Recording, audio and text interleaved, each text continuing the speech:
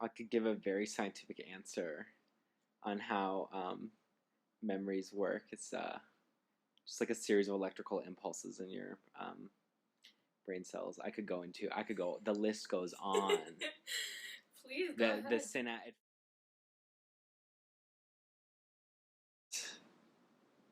Synapses are involved and neural networks. I have no idea, basically. So your brain cell is a bundle of nerves at the top, one long nerve, and then starts with the T. I can't remember, but something comes out of it. So your nerve collects stimuli. It collects electricity. It fires down the synapse on the nerve and releases chemicals into your brain. Yes. The way it works is we have short-term memory, and then that takes in, like, some things, and then if things are said to be more important, they turn into long-term memories, and there's more of a process that goes into it. But some things we actually just throw out from short-term memories, and some things we keep, and that's how you develop long-term memories.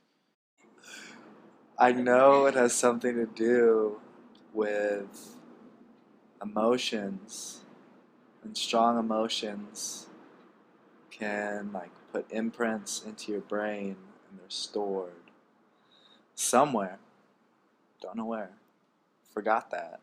Even my vivid ones from when I was a kid are just I just look back on them like they're an image in like a file of images. It's So we're talking a lot about just memory in general, but do you know what a false memory is, or false memory syndrome? I don't know about false memory syndrome. Yes. What is it? You tell me. You tell me what that is, because I know, but it's your project, so you need to know. Mm-hmm. I have a guess because you're talking about what your paper's about. Yes. But I don't know if this. No, I don't, Madison. Do you think that you have any false memories? If I did, I wouldn't be able to tell, would I? You might not. Are there any memories that you're at least hesitant to believe? Like something about it just doesn't seem like it could have been possible? No. Because if the false memory was false, I wouldn't know. Mm-hmm. For me, it would just be a memory, I guess. Mm-hmm. If I'm understanding it correctly. Sometimes I have deja vu, and I always I have deja vu a lot with movies because I watched a lot of movies in my life, and there's some where I didn't even care about.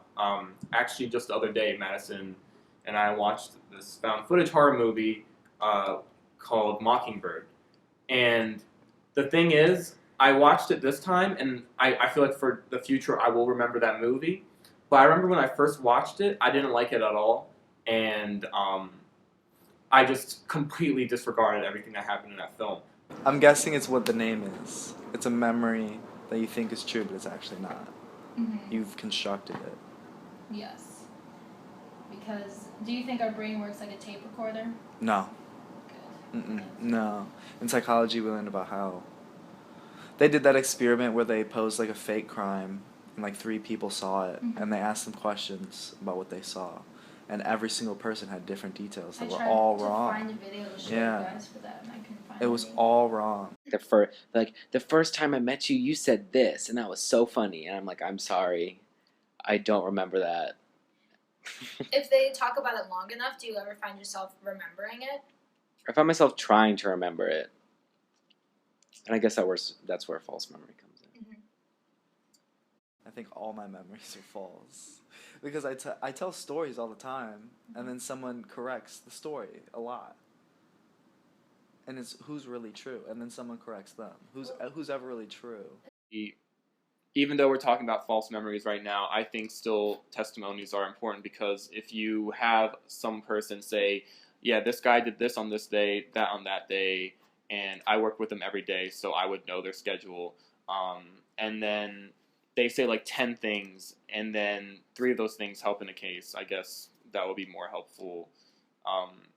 That's better than a lot of physical, even if there's the chance of false memories. I think, especially you can just develop your own ideas of like what happened, especially because you're talking about like these kind of experiences. Is there something, maybe, I don't know, maybe there's like a footnote in some legal textbook somewhere about memory and how it's not reliable. Mhm. But I guess even if you have a false memory, you could like pass a lie detector test as well. I do have a funny story about it. Go ahead and Hear tell it? it. Okay, my psychology teacher, when he goes to high school reunions, he'll go up to people that he doesn't really know. And he'll be like, "You remember in high school when we did this?" And he just tells a big lie, but he gets people to agree to it, and they Mhm. think that actually happened. And he's testing out psychological theories in the real world. Mm-hmm. So I know someone who does you do believe it. that was actually your psychology teacher who did that? Maybe it wasn't even my psychology teacher. What if it was a dream? You can remember dreams too. Last time you told that story, you said Sydney was the one who told you. That's my story. That is not your Yes, story. it is. That's mine and Sydney's story.